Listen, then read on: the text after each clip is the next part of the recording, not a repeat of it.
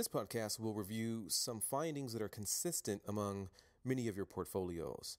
Although some of the issues found were previously addressed in the assignment guidelines, which is located in the syllabus, as well as the posted file titled More Guidance on Portfolios. If you were to follow these two documents, you should have a good understanding of what is expected.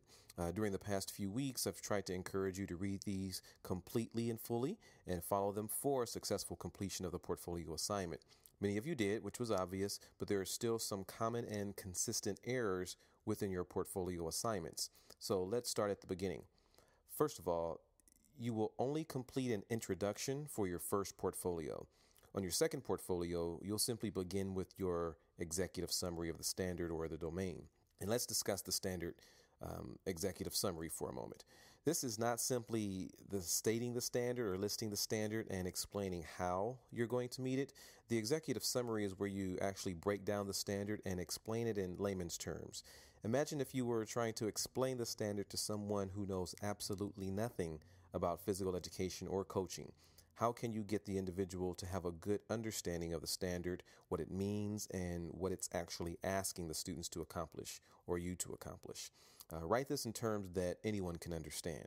And in order to do this, you must have a complete understanding of the standard yourself.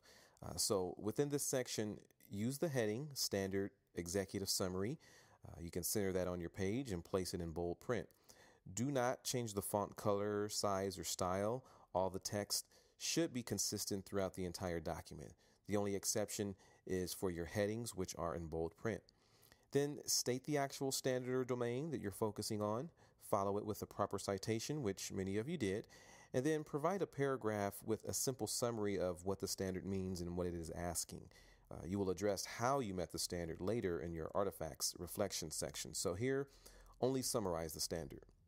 The next section is your Content Standards Artifacts section, and you should title it this as well, remembering to center the heading and place it in bold text. And this is where you will actually explain why you chose the artifact that you selected, and then explain how that artifact meets the standard that you are addressing. Justify why you are including the artifact. Explain how it demonstrates mastery of the standard or the domain. And remain focused on the artifact and standard. Try not to stray from the topic. Help the reader to see and understand the link between the artifact and the standard. Many of you spent a significant amount of time describing what you do, but did not necessarily make the relationship to the actual standard and how you are supporting it. So try not to spend too much of your time explaining how you teach or coach without relating it to the actual standard or domain. It's perfectly fine to explain what you do throughout a lesson or practices, but remember to justify how your artifact actually meets the standard.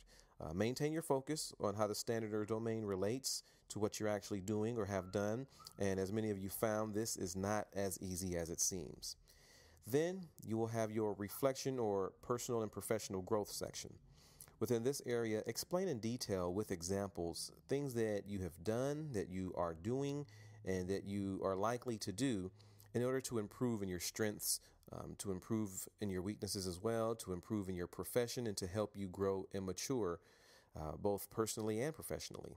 Identify what you believe your strengths to be and how you plan to maintain being strong in those areas. Identify specific things that you have done which may have caused you to be a better teacher or coach now than you were when you first began. Describe workshops you've attended, professional development sessions, any readings that you have done, research, collaboration with colleagues, how you reflect, anything that you have that helped you learn and or do something that's been helpful to you personally and professionally.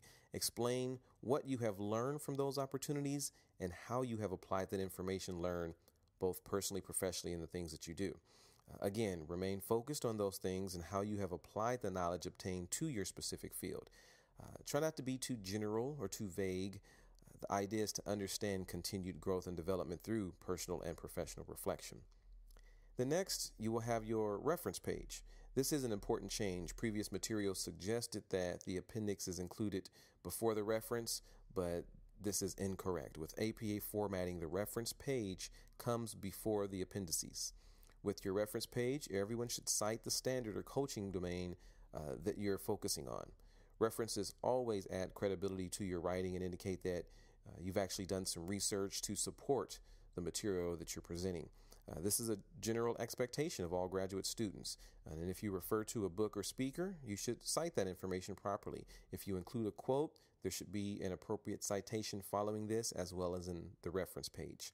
So when listing your reference, if the reference is more than one line long, you can single space that. And then you will double space between each individual reference. And for more information on citations, you can view the APA resources posted in Moodle.